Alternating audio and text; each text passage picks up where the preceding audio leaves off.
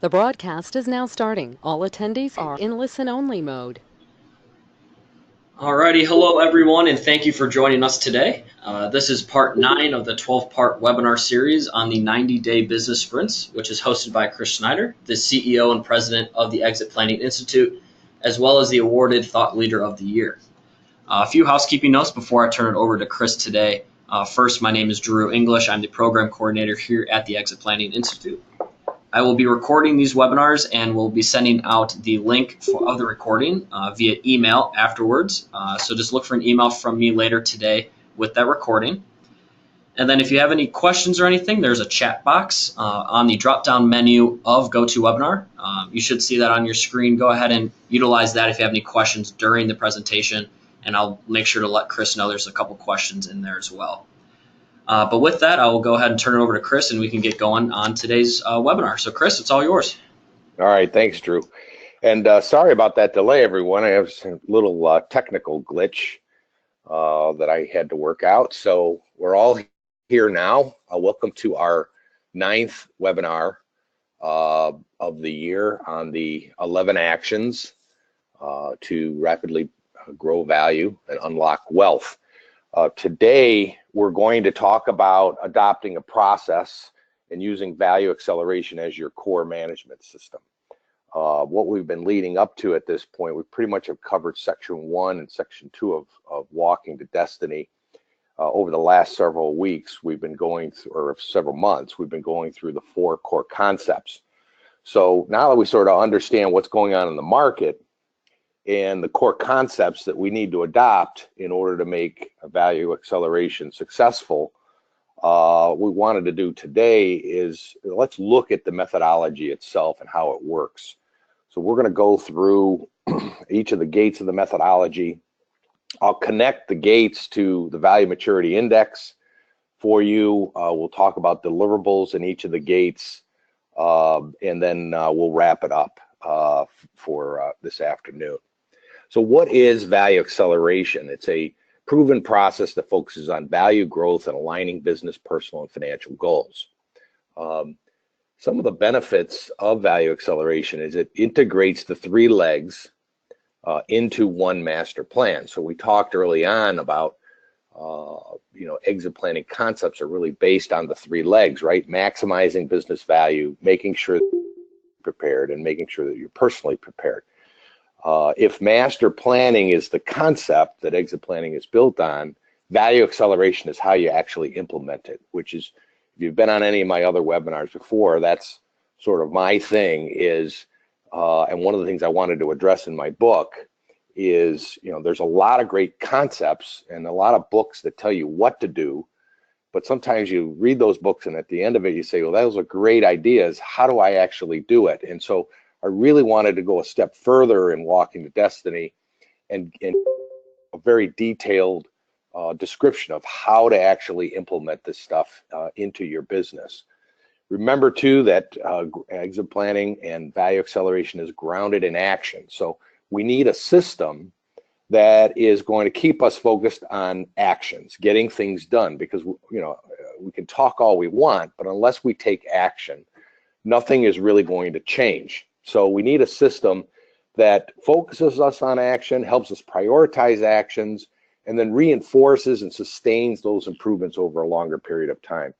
The value acceleration methodology also promotes the use of teams in a very engaging process. And in fact, it promotes engagement of all of your teams, both inside your companies and also outside the companies, because you're going to need to use a broad set of teams and a broad set of stakeholders who will be involved.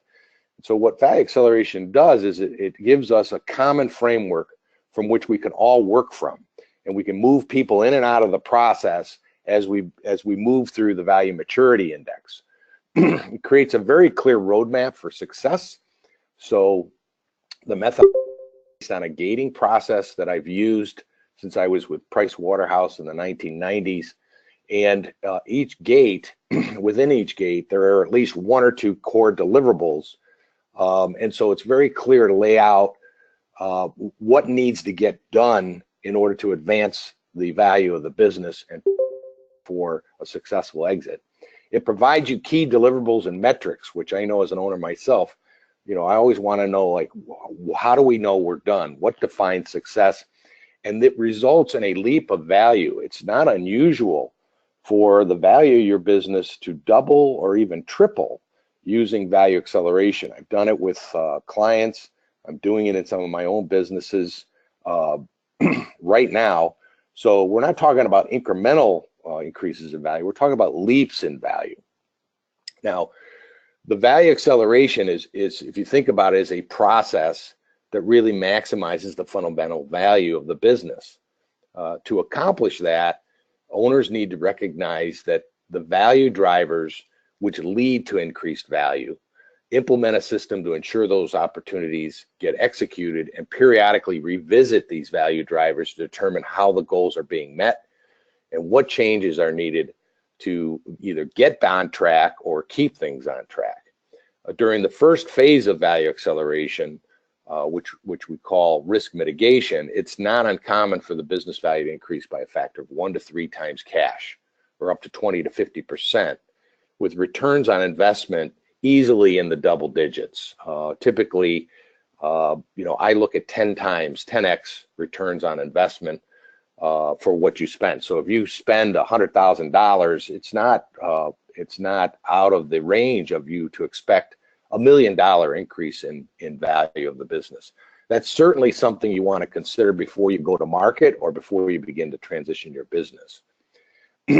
In the advanced stages of value acceleration, which I call advanced value creation, it's a more strategic process which results in doubling or tripling the value of the business over a 3 to 5 year period.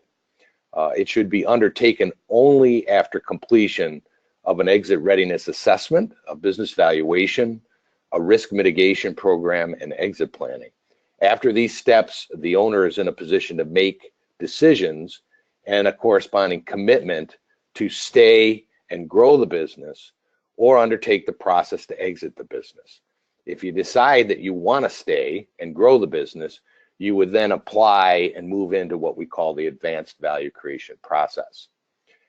Obviously, the decision to grow it's a multi-year commitment, and so is the commitment to exit, because you can't exit tomorrow.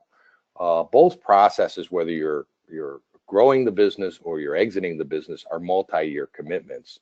It requires a significant amount of time and money, so there's a lot at stake here. And despite the tremendous benefits that you can get, we know, growing a business is not for the faint of heart. It's very hard to do. It's very disruptive. And, your passion, your health, your family, your succession plan, your personal situation, and your business model all need to be seriously evaluated before you take on that commitment. Expanding even further, what I'd say is that Value Accelerator is actually a life planning and management system that you can use to make the timing of your exit irrelevant. You've heard me say that before. Let's take the timing out of it. Let's always be prepared. It doesn't require you to focus on the end game. It focuses on now. Some of the things we've been talking about is that exit planning is present tense, right?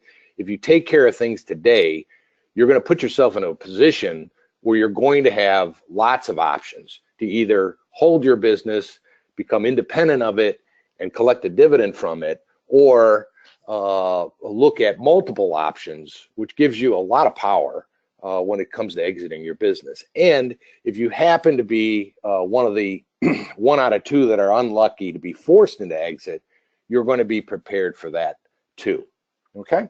Some of the other benefits, focusing on value as I said, always makes the timing of the exit irrelevant. The results are very predictable because we're going to move into the implementation phase with 90-day scopes.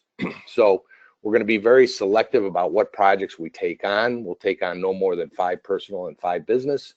We'll put 90-day scopes on them. And then we get into a process of 90-day sprints where we're constantly recalibrating our actions and evaluating our successes. It takes big strategic programs like a significant growth effort or an exit, and it breaks it down into manageable chunks. It connects daily activities to value. And one of the first things, as you know, that we do in the build phase is, or in phase stage 2 of the value maturity index, we're going to mitigate risk. If you do nothing else than mitigate risk, you're already putting yourself in a position to grow the value of your business. Using the methodology and getting your team behind it acts as a driver of organizational behavior. It gets your employees and your management team thinking more like owners. And what I say is it gets them to understand the financial impacts of their performance and their decisions. It ensures that you and the family are at the center of the plan. And as I've mentioned before, it can also be used as an intergenerational employee development and transition and measurement tool. So we've used the methodology to handle partner disputes.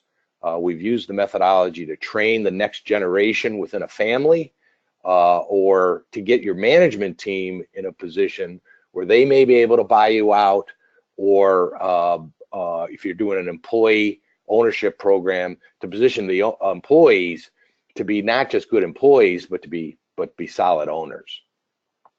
It's based on a set of there's 4 sort of key strategic questions that Value Acceleration tries to address. One is your management team built to continuously focus on maximizing your most significant financial asset? We've already demonstrated that, for most owners, 80 to 90% of your wealth is tied up in your business. Being able to harvest that wealth can increase your net worth by a factor of 4 to 5 times. I just spoke to an owner last week. We were talking about it at a social event, and he mentioned to me, he said, well, I've got at least 90% of my wealth tied up. Andy Rayburn, who's our keynote speaker at our summit next week, one of the things that he and I talked about preparing for his interview is, he said one of the greatest pressures he had, he said, I had everything tied up in my business. And so not only did I come into a lot of wealth, but it was really a lot of relief of pressure. Will cashing in this asset make a significant difference to your lifestyle? Of course it will. Most owners are going to say yes to that. I mean, if we have a chance to increase our wealth by 4 to 5 times, it's going to have a significant impact on our future. And do you need the business to remain profitable after you are gone? Remember, most of us aren't going to get all cash offers. I mean, they happen, but they don't happen a lot. Most of the time, you're going to need the business to continue to operate as well or even better without you at the helm, especially if you're going to go with an inside option that's going to be a transfer to family or a transfer to employees or a transfer to your management. You're likely to have to finance a significant chunk of that. So you're going to need to have that business rocking and rolling without you making sure that it does rock and roll. So we want to make sure that our families and our employees and our management teams are trained to run the business, as a professional business, especially with you're not there. And then last, can the business run without you? As I've said, I believe that owner independence is one of the most significant indicators of a business's value. Most owners don't want to exit. We exit most of the time because we have to exit, or some tremendous opportunity may fall our way. But for most of us, given a choice, we'd rather hold our business. And what this management system does, it puts you in a position where the business isn't dependent on you anymore. And again, that gives you a lot of options. But also, again, one of those options is that you don't sell the business. You continue to hold it, and you continue to collect the dividend while you go off and you do something else. The methodology, this is a picture of the methodology itself, how it flows. The first, it's what I called before a gating process, which I learned at Price Waterhouse from a guy named Phil Andrews. And I've used that methodology in every organization that I've been in since. A gating process means that at each one of those red diamonds, those are key milestones, or what we call gates. And you can't pass through the gate until you've completed certain things. And once you complete those things, you pass through the gate into the next phase. And although I'm presenting it here linear, it's really not as linear as it looks. In other words, you're going to move through discover, into prepare, and then into decide, and then you may move back into discover again. And it begins in what I call an indefinite cycle. And every time you run through that cycle, the value of your business is continuing to grow. In the discover phase, there's basically two major deliverables or two major steps. One is identifying what you have through the business valuation and the personal business financial and business assessment. And then once we know that, we need to develop an action plan that we're going to implement in the prepare stage. So in the prepare gate, we're running on two parallel paths here. One is focused on personal and financial planning, and the other is focused on business improvements. And those two paths run concurrent to each other as we implement actions and recalibrate every 90 days. And the third gate is what we call decide.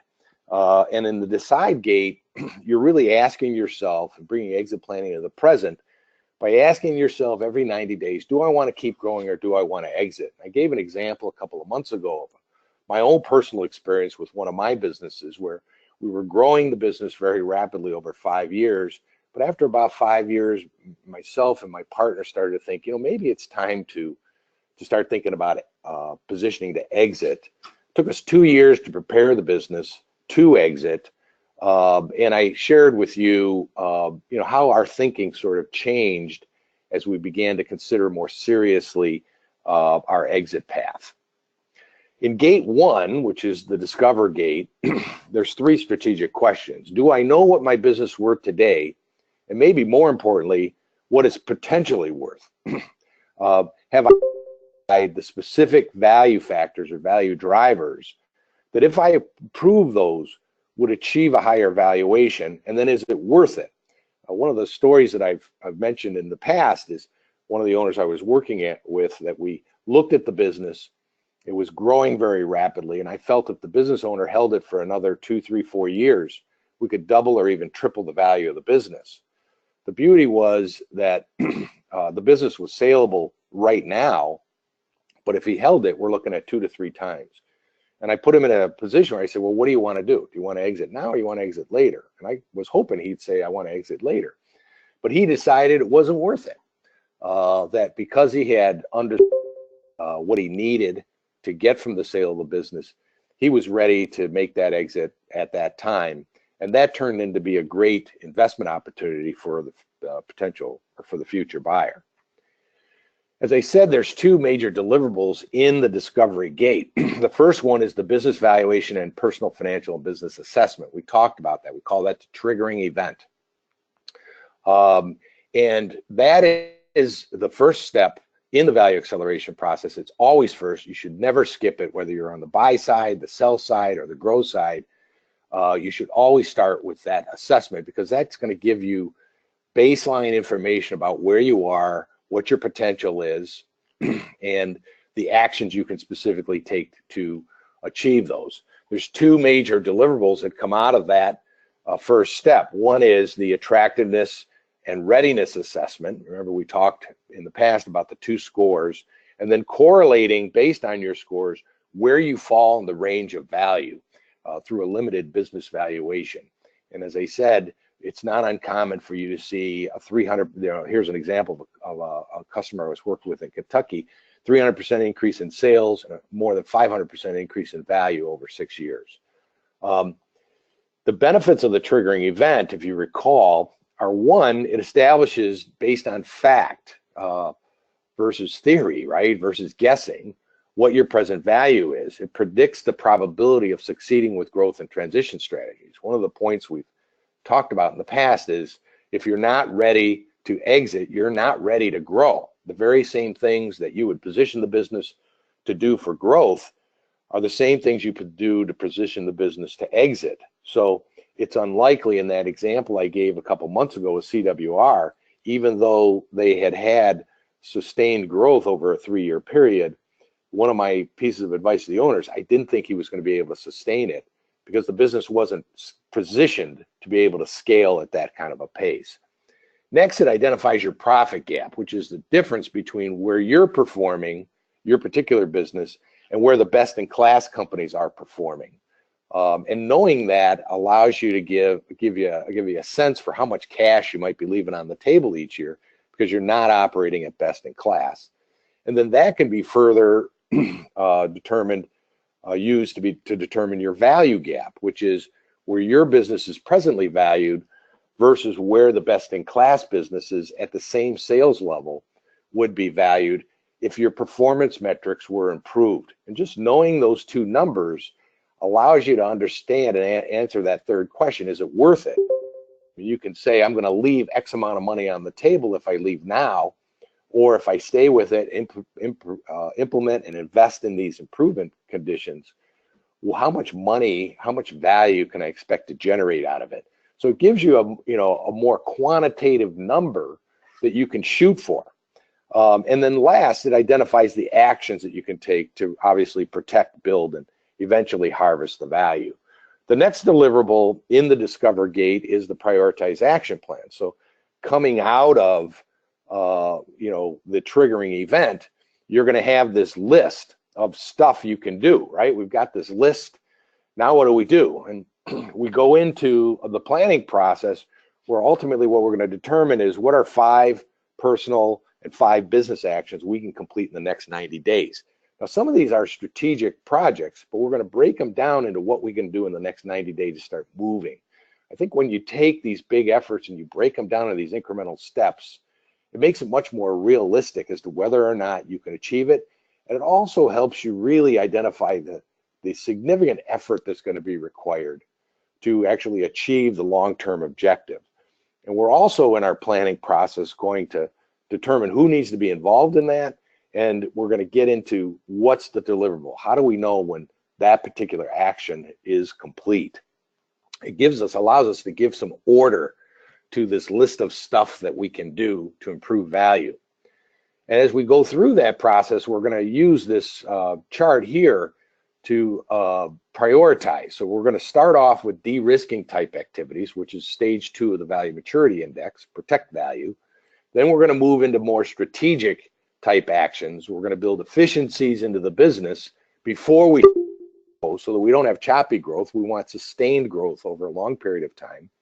And that eventually is what I say is, we're all focused on culture, but I think your culture is more discovered, or maybe the better word is realized, because if your organization has been focused on de-risking, strategic actions, building efficiency, accomplishing growth, that's going to result in a culture of relentless execution.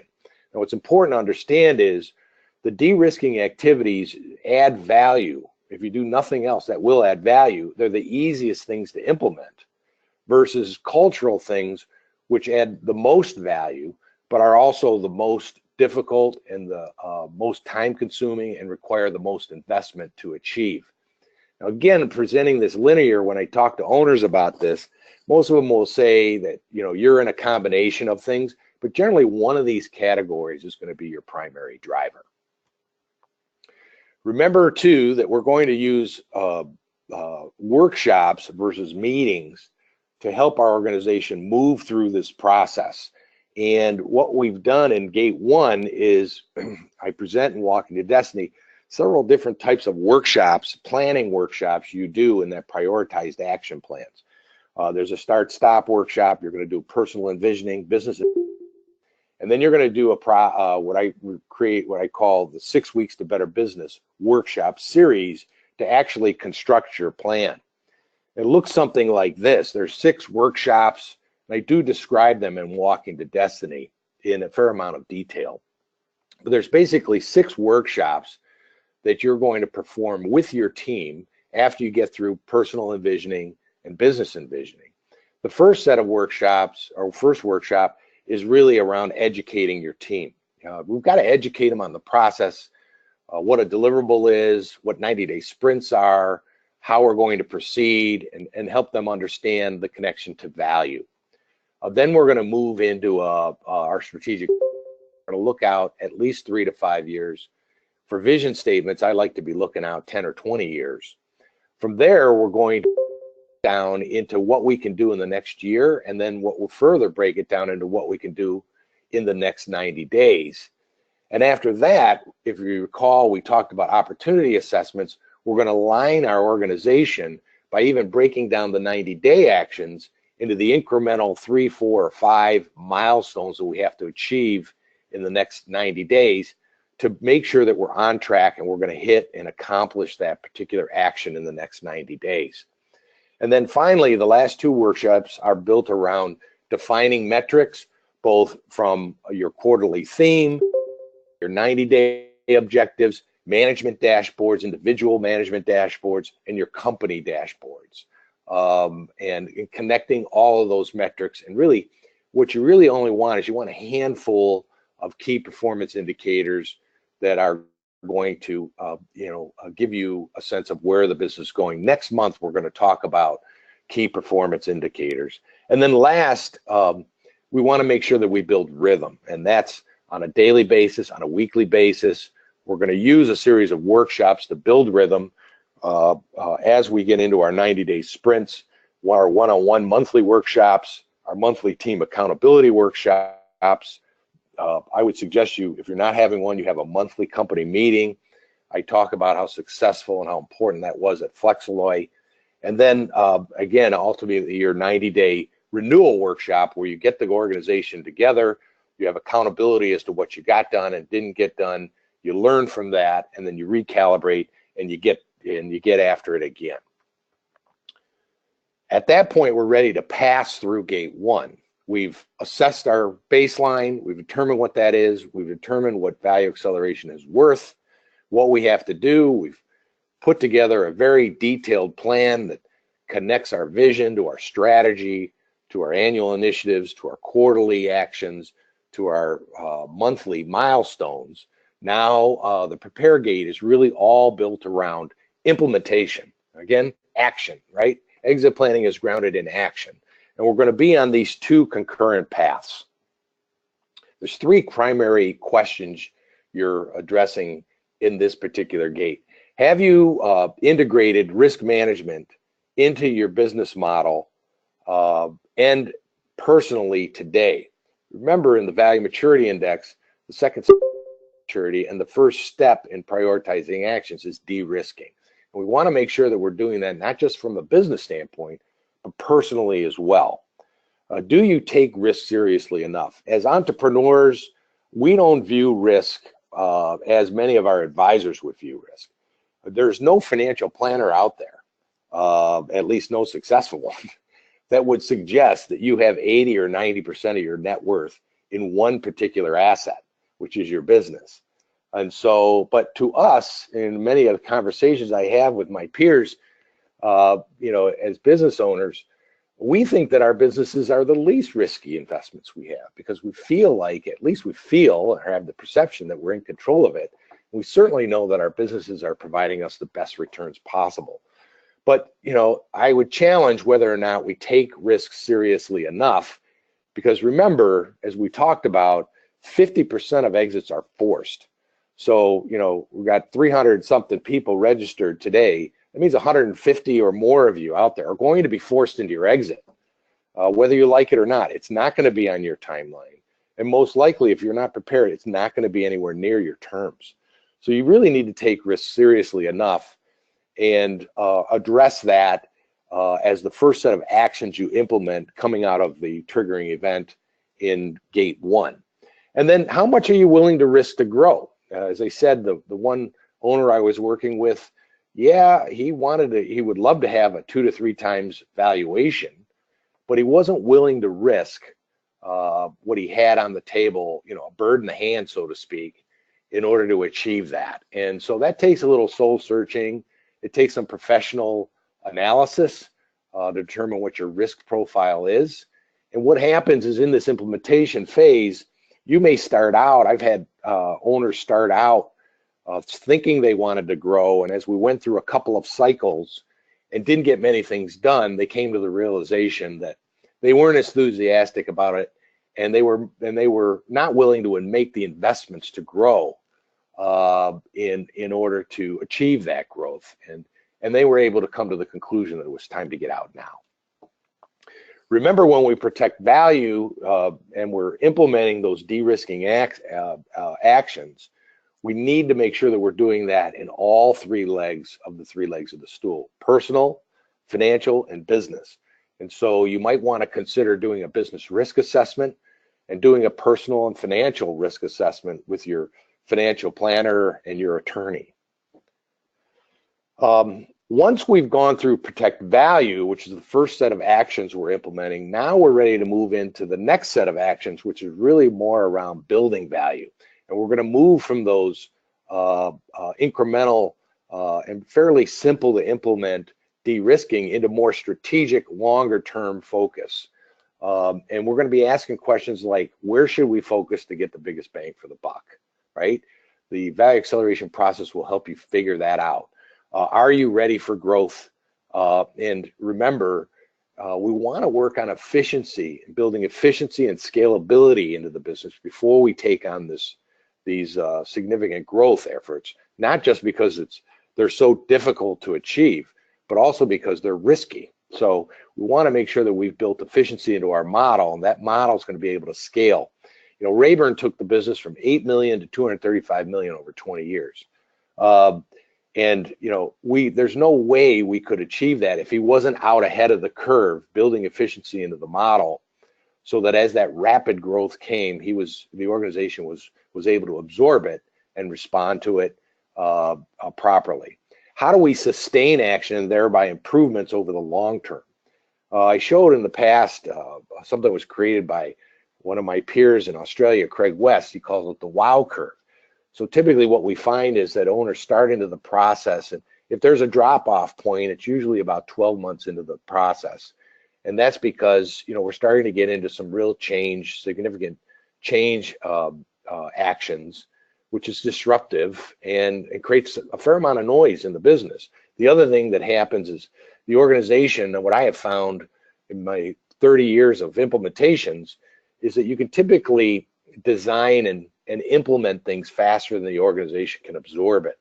So although I could put a new warehouse management system into my distribution centers in the course of a month or a couple of months, it's going to take my organization a lot more time than that to actually absorb it, get used to it, and get efficient with it. And so sometimes what you'll see is if you haven't built those factors in, you're going to see you'll be disappointed in some of the results early on, or the organization gets very frustrated. So you want to make sure that you're building and you're implementing change at a pace that the organization can absorb it. And then last, you know, have you secured the resource to actually strategy? You know, one of the things Larry Bossidy talks about in his book is that most owners, and I've seen this myself, most owners' instincts are correct. The reason we don't see many strategies actually come to fruition is because we really haven't gone far enough and gotten into the details of how to implement the strategy. And that's a deep, very analytical process that you have to go through to make sure you have all of the resources in place to be able to actually implement your ideas. And that's why we spend so much time in that prioritized action plans, which can last 3 months, because planning is important, execution is more important, but great planning makes execution needs clear. And through the detailed planning that we get into, breaking down visions all the way to monthly milestones, it allows us to really examine how we're going to actually do this and how the organization can absorb that kind of change. The build value stage of the Value Maturity Index, if you recall, is built around those 4 C's. You know, in the build value stage, once we've protected value, now we're going to move into those things where we're building human capital, we're building customer capital, we're building structural capital, we're building social capital. And that's really where real value acceleration occurs. Because if you recall, 80% of your value is likely tied up in your intangibles, which are really, I've categorized into these 4 C's. And so once you've de-risked, your next set of more strategic actions are going to be built around building up your 4 C's, building up your intangibles. Remember that it's not only important for us to build our intangibles, to add value that way, but as we're building them, we have to build transferable value. We've talked about the word transferability, right? So as we're building, we also have to think about transferring the assets. Most of us are intuitively focused on human capital, on customer capital, and on building our cultures. The one of the 4 C's that we tend to miss is the structural capital. That's all the stuff. It's not so sexy. It's all the documentation. It's the processes. It's the back office stuff. It's the financial statements. It's all the analysis, management dashboards, all the structure that it takes to actually build a winning culture. And those investments in structural capital are actually what is necessary for you not only to build an attractive business, but to build a transferable business. And so as we go through these implementations, we want to make sure that we're documenting and we're building that. To try to build your due diligence system, months prior to exiting, it's going to be very difficult to do. If you build transferability into your implementation process, you're going to be building up those assets all along, and you're going to be in a position to successfully exit in good times or bad. We're going to use workshops in the implementation phase as well. So we designed a set of workshops to do prioritized action plans, but we're also going to use workshops to reinforce action in the implementation phase, in the prepare gate. We're going to use those one-on-one monthlies. We're going to do monthly team accountability meetings. We're going to do renewals on a quarterly basis. And I would also suggest that you do an annual retreat. I take my staff off-site for a week every year, where it gives them and me a chance to really spend some time on the strategic direction of the business, and helps them participate in building the plan that we're going to try to tackle over the next year. As we go through that prepare gate, what we are in is a continual loop of prioritizing, executing, measuring, reconnecting, and recalibrating 90 days. And as you can tell, it's like once you build that rhythm and that process is going on, as you complete these 90-day cycles, you're going to get better and better and better at it. And you're going to also put yourself in a situation where you can react to market dynamics, which you need to be what I call like fast strategy, so that you can recalibrate, reset quickly, and get after and adjust the goals and objectives if that's necessary due to conditions outside your control. So in summary, in gates 1 and 2, basically what we're going through is this 7-step process. We're developing a 3 to 5 year inspirational vision. We're focusing on the next year, on the next quarter. We're going to build these 90-day sprint plans. We're going to separate de-risking from strategic and focus on de-risking first. We're going to align our team and commit the resources. We'll establish a measurement feedback. We get ourselves into a good rhythm, and then we revisit step 1 every 90 days. Now, the third gate is what we call decide. And as you can imagine, if you've gone through gates 1 and gate 2 already, and I actually like to have owners go through a couple of cycles of gate 2, prepare, before they really get into the third gate, which is decide. You're going to be in such a better, more educated position to make an educated decision on whether or not you want to keep the business and grow it, or you want to sell the business and exit. And so really the emphasis is on the first 2 gates and trying to get through a few of those cycles, because as you do that, you're going to be learning a lot about yourself as you go through personal planning and you see how your organization is executing. And you'll be in a better position to really make an intelligent decision about what you want to do with your future, your company, and the future of you and your family. There's 3 primary questions you ask in gate 3. Do I want to stay focused solely on growth, or do I want to shift my focus to the exit? It's not like we're going to choose like, well, we're going to stop growing and focusing on exit. We're still going to grow. But as I explained a couple of months ago in my own personal situation, your thinking begins to, when you start thinking about exiting, some of the decisions that you're going to make and the priorities you're going to set in gate 2 will change depending on, how much runway you think you have in front of you. Have you explored all your options? 66% of the owners we survey, 2 out of every 3, are not aware of all their options. And I've had many cases where I've gone in, met with an owner who thought they wanted to sell and ended up doing an ESOP or didn't really even understand. In fact, I'm talking to one right now that didn't really even understand, that an ESOP was an option. And And the first question you really want to ask if you've decided that you want to exit is are you ready? You know, are you personally ready?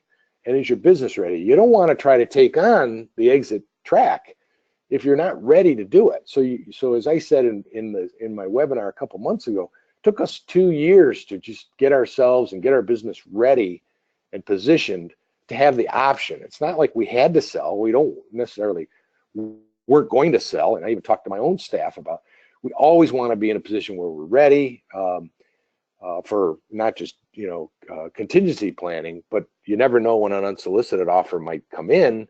And it's just generally, that's the way we should be running our businesses. This decide gate ties to the 4th stage of the value maturity index, harvest value. And I love this quote from Winston Churchill. Winston Churchill felt he was sure that the Allies would be successful because he really felt deep in his heart that he had been preparing for this moment in his life. His whole life was preparing him for this particular moment in history. And so, as we've said before, we don't want you to be lucky when it comes time to exit. We want you to be prepared, right? At some point, the fact is you are going to have to exit your business. If you're fortunate enough not to have to be forced, that's a good thing. But again, 50% of you might be forced. Unsolicited offers do happen. The key here is to always be prepared. And that really, when we get to readiness, readiness is not your decision to grow or sell, right? And readiness is a state of fact, not state of mind. So it's fine to say, I want to double my 5 years, but we need to get into the details of how to do that. And if you're going to transition your business and go through a due diligence process, whether it's inside or outside, it's a fair amount of work, and you want to make sure that you have your structural capital built so that you can prove and you can make the buyer or the new owner feel more comfortable, and you feel more comfortable that that business will continue to run as well or better without you. And as we said, there's two considerations: is the business ready, and is the owner ready? And remember, we talked about the ugly baby syndrome. In our eyes, our businesses are our babies. Even if they are ugly, they're still our ugly babies. And it's hard for us personally. When I was interviewing Andy Rayburn last week about the keynote that he's doing next week, he talked about the personal decision to exit the business, the family business, after 20 years was really a difficult personal decision for him. So let's not minimize that, right? We love our businesses, and let's not minimize how difficult the emotional attachment's going to be to try to separate ourselves from that. When you're moving the business to the future owner, though, the future owner doesn't have that emotional attachment that you have. They're simply looking at the business from the standpoint, should I be paying a premium or a discount? And what you want to do is you want to be one step ahead of your buyer and make sure that you've anticipated all the things and that you're looking at your business in a professional way, the same way they would look at the business. If you decide you do want to exit, there's basically 7 ways for you to cash in, right? On the inside, there's 4 options. You can transfer it to family, you can transfer it to your management team, you can sell it to your existing partners if you have any, or you can sell it to your employees. Those are all what we call inside options. There's typically not a big liquidity event on those inside options. It's going to require you to finance, which means it's even more important for the business to remain profitable after you're gone. Outside options, there's 4, but we typically throw out IPO because for most middle market businesses, that's not a real option. Your real options are to sell out to a third party, such as a strategic buyer, to recapitalize the business with a private equity company or with your bank, and inject some capital into the business and take it on a second run. It happens to be my favorite option. I really think most owners have a misguided perception of private equity companies. There's a ton of money on the sideline. There are some bad ones, but there's a lot of good ones. And if you have a good advisor, they can tell you who's good and bad. And I've seen many, many owners take 2, sometimes 3 bites of the apple working with private equity companies, because you know your business better than anybody. But a private equity company can come in and inject some serious capital, help bring a professional edge to the business that's required for it to grow. And it's a real, if you haven't considered it and you have a business that has a lot of potential, it's really an option you should seriously consider. And of course, orderly liquidation is a valid option. You know, in some cases, especially in heavy equipment businesses, orderly liquidation might be the best option. The key word there is orderly. The fifth stage of value maturity is managed value. And as you can see now, as you move through the three gates, if you're moving through the stages of value maturity, when you get to the managed value, you're at the most mature stage, because you've incorporated all aspects of value acceleration into the process. And now you're holistically managing your net worth as an integrated model, not as separate and individual investments. Three questions on the managed value. How should my strategy change as I move through the value acceleration process? You know, your financial plan and your strategy will change as you move through. Can you sustain the income you need today to support your lifestyle without the business? One of my personal metrics that I measure every year is the amount of passive income I have relative to the amount of income I need. Just to make sure that I understand how much, if I wasn't working, how much money I'd still have coming in from my business investments, from my real estate, from my equities, and my securities. And are your personal affairs in order? You know, really going back to stage two, protecting value. You know, are your personal affairs in order? There's some basic estate planning things that you absolutely should do, and then there's more advanced estate planning things that you might need to consider, you know, if your business has a valuation over $10 million. So your homework for this month is really, I think, take a step back now that you sort of understand the methodology. Maybe read section 3 of Walking to Destiny. It is very detailed, I will give you that, but I wanted you to have a roadmap to try to understand this is a complex process. It is a multi-year process. It requires a significant amount of time and energy from you, the owner, to make it work. And I wanted you to sort of understand what it was really going to take to use value acceleration and be successful with it. So take a step back, you know, this month and evaluate how you can begin using the value acceleration in your business today. Our next webinar is going to be Monday, October 16th. I've had to move that date back by a couple of days due to some travel. We'll be from 1 o'clock to 2 o'clock Eastern time. And we're going to get into how to measure results using metrics and scoreboards. If you're in one of these areas where we're holding an owner's forum, please sign up. If you don't have an advisor that has invited you, these are private events.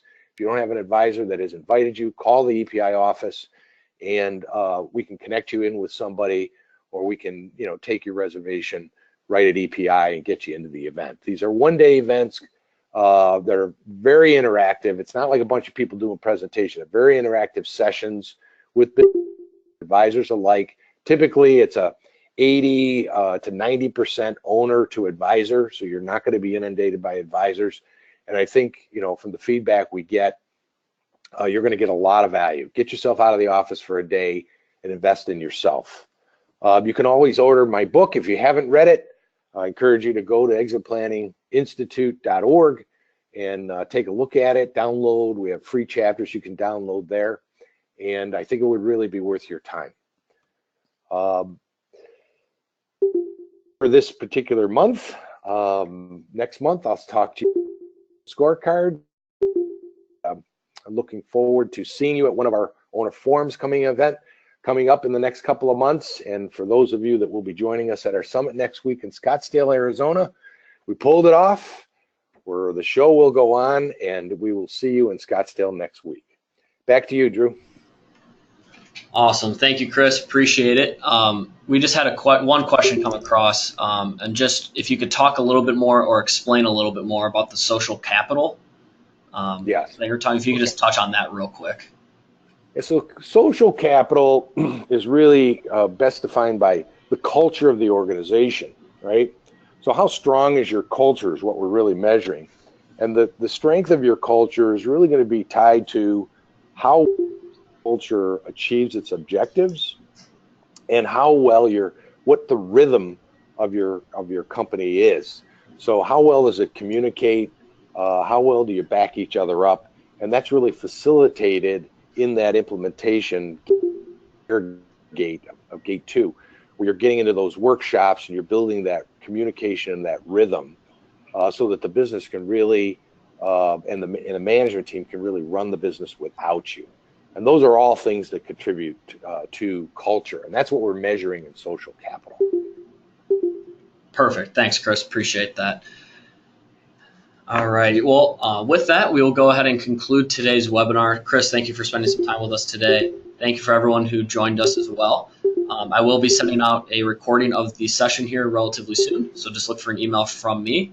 But with that, I'll get everyone back into their busy Thursdays. Hope everyone has a good rest of the week and a great weekend, and we'll all touch base soon. So, Chris, thank you very much. We'll talk soon. Thank you. Bye, everyone.